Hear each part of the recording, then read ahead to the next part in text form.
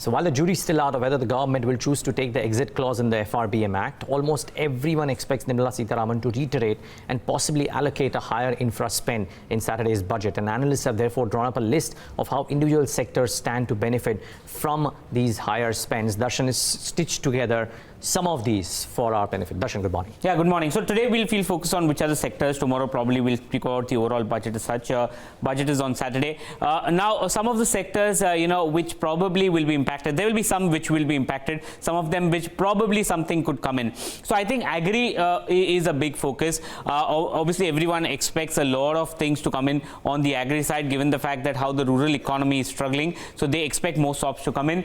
First of all, a higher Manrega outlay that could come in, and agri credit, which will actually help all the fertilizer companies in the sector. Higher fertilizer subsidy is also expected, and higher allocation to nutrient-based fertilizer. So chemical, fertilizer, the entire sector as such probably will be in focus. So that's something that we are watching out on the agri wish list. The other sector that we want to talk about, and that is basically the auto. Auto is also very, very important, and obviously whatever happens on the rural side, impetus will have an impact on the auto sector as such.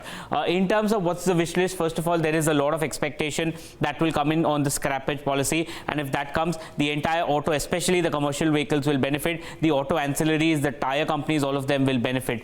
Possible income tax rate cut, two-wheelers benefit the most. That is something we need to watch out for, and higher infrastructure spending is something that will aid the entire sector as such.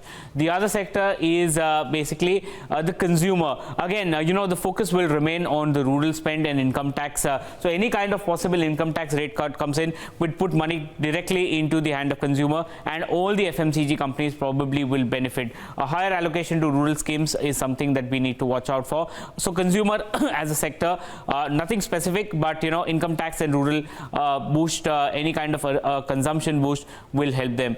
Cement, nothing as much, but infrastructure push is something that can be expected.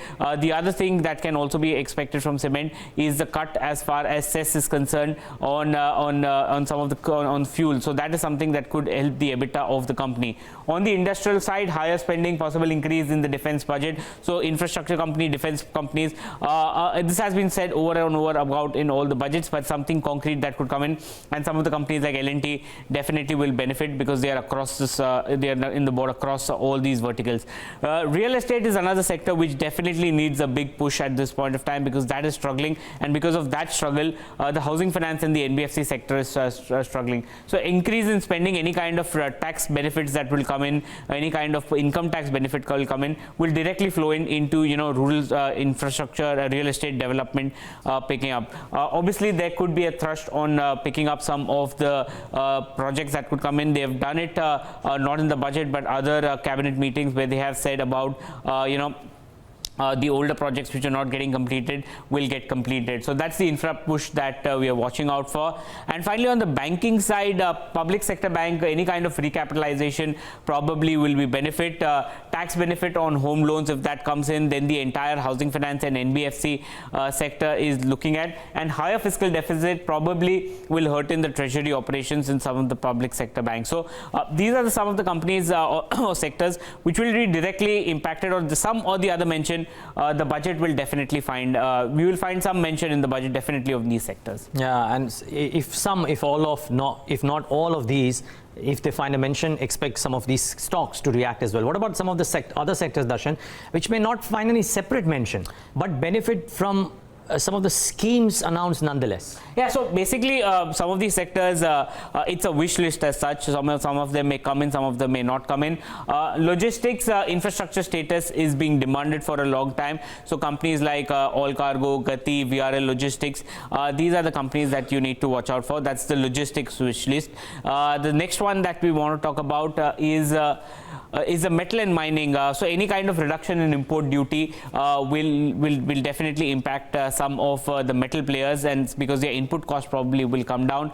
Oil and gas, any kind of inclusion of under the GST framework, and this is basically the gas companies. So if that comes in, there will be much benefit that will come in to the gas company. Nothing much on the oil side or the exploration side, unless something or the other side specifically in terms of that. IT, nothing much to speak about. There's hardly any, because they are basically export oriented. But any kind of exemption, sunset clause for the IT sector in terms of SEZs, that can benefit. That has been done in the past also. So that's the only thing that we need to watch out for. Pharma also, nothing directly impacting, but new plants, what they did a couple of years ago, a couple of budgets ago, tax incentives, for some places in Himachal which were given, and higher deduction for R&D spend. So nothing much. These stocks won't react much, but obviously this is the wish list that some of the sector people have here.